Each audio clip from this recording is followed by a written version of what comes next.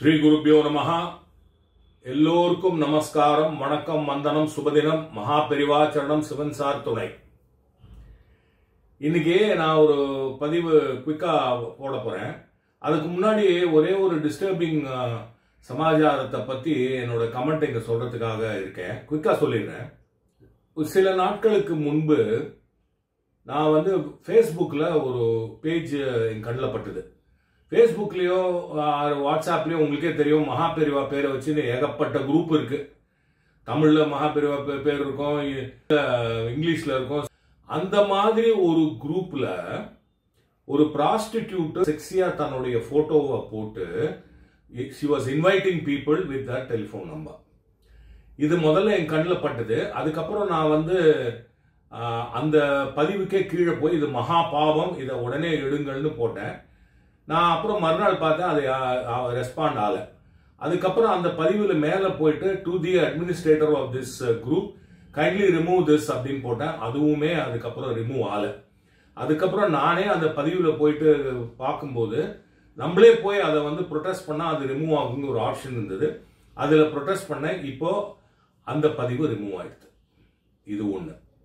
ரெண்டாவது, நேற்று எனக்கு தெரியாது, ஒரு வித்வாம்சினி எனக்கு ஃபோன் பண்ணி நங்கநல்லூர் சிவன் சார் யோக சபையை பற்றியும் அந்த கல்ச்சுரல் ப்ரோக்ராம் பற்றியும் ஒரு தவறான செய்தி ஃபேஸ்புக்கில் போயிட்டு இருக்கு, நீங்கள் பாருங்க அப்படின்னு சொன்னால் நான் பார்த்தேன். எனக்கு ரொம்ப டிஸ்டர்பிங்காக இருந்தது. ஏன்னா 100% உண்மைக்கு மாறான ஒரு சமாச்சாரம்.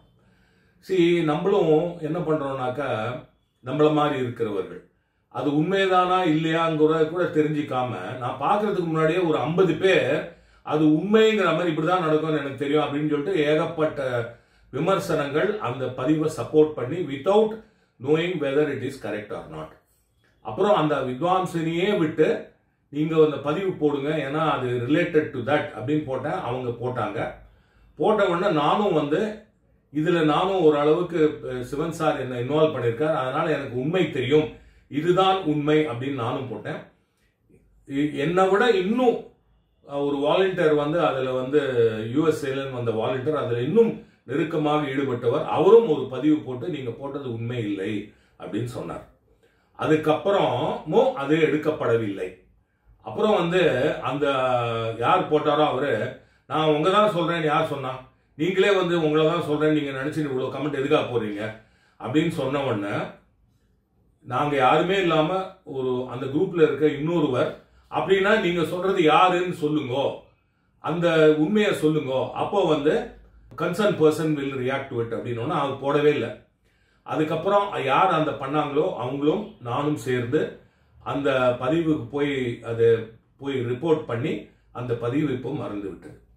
நான் சொல்ல வர்றது என்னன்னா, நம்ம தெய்வீக மதம், இந்துயிசம்லாம் சொல்ல மாட்டார் நம்ம சிவன் சார். அவருடைய ஏணிப்படியில் மாந்தர்கள் புஸ்தகத்தை பார்த்தீங்கன்னா தெய்வீக மதம் தான் சொல்லுவார். அந்த தெய்வீக மதம் என்பது உலகம் பூரா இருந்தது. அங்கங்க ஈஜிப்ட்ல வந்து ஒரு பிற மத ஒருத்தர் வந்து அங்க இருக்கிற அரசனை கொன்னு அப்புறம் தன்னோட மதத்தை ஸ்தாபிச்சார். அந்த மாதிரி நடந்தது.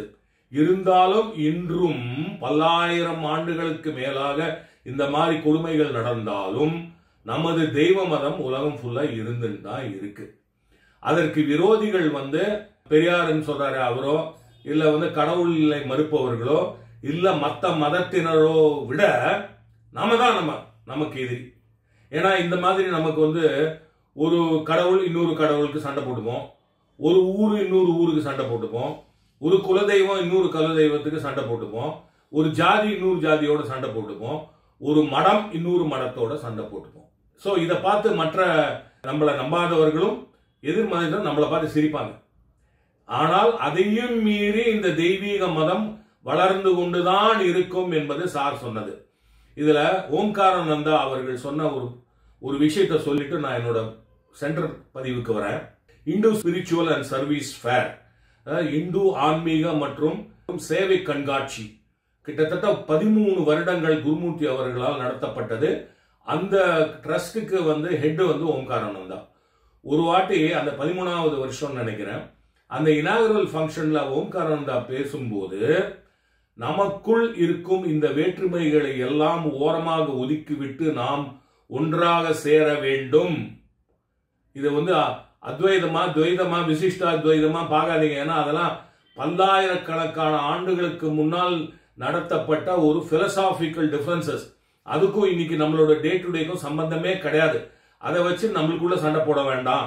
இப்படிலாம் நம்ம கருத்து வேற்றுமை பட்டுட்டே இருந்தோம்னா நம்மளுடைய பொது எதிரிக்கு தான் நாம வந்து ஸ்ட்ரெங்தன் பண்றோம். we are strengthening our common enemy ன்னு ஓம்காரானந்தா அந்த மேடையில சொன்னார்.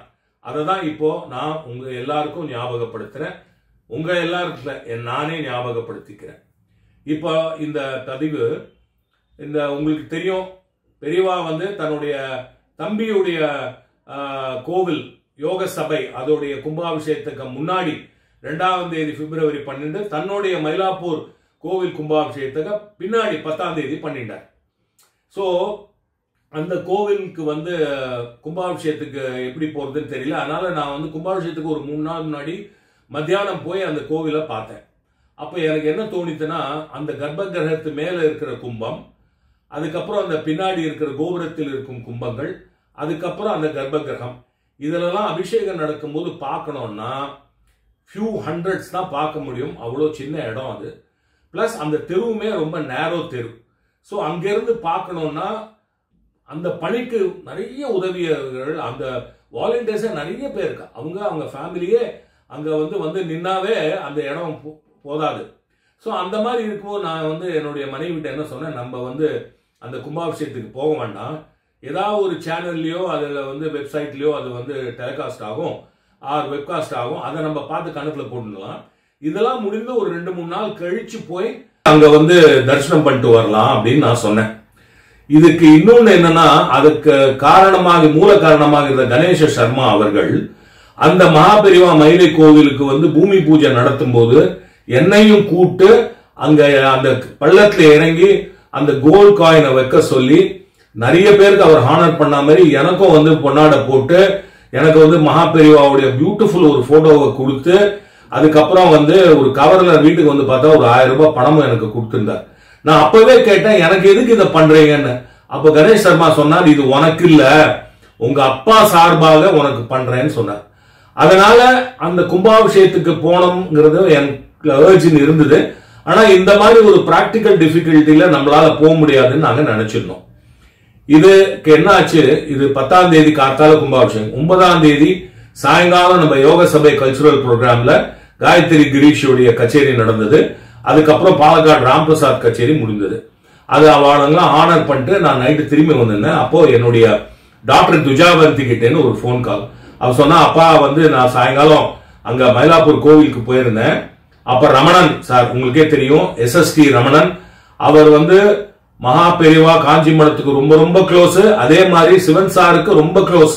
அந்த மாதிரி இருக்கவர் அங்க போய் கைங்கரியம் பண்ணியிருந்தார். அவர் என்னை கூட்டின்னு போய் அவரும் அவர் மனைவியும் என்னை வந்து மகாபெரிவா கோவில் இண்டு இடுக்கெல்லாம் பார்த்து ஃபுல்லா காமிச்சு கொடுத்தா.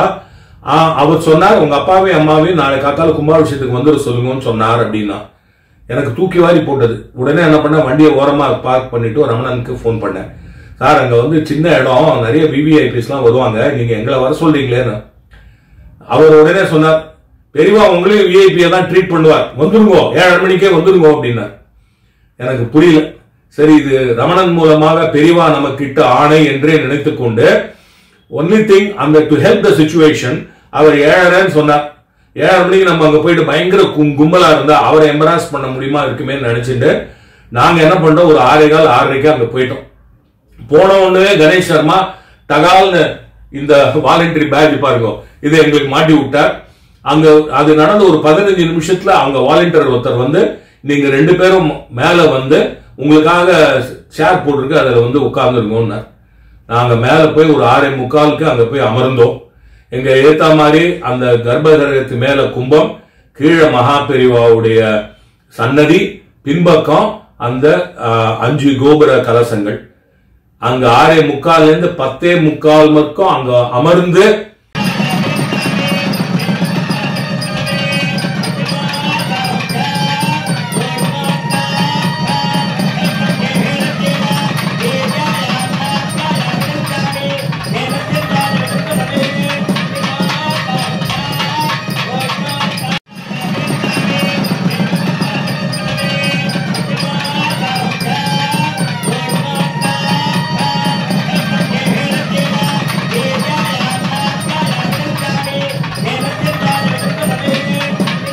கும்பாபிஷேகத்தை திவ்ய தரிசனம் செய்துவிட்டு வந்தோம்.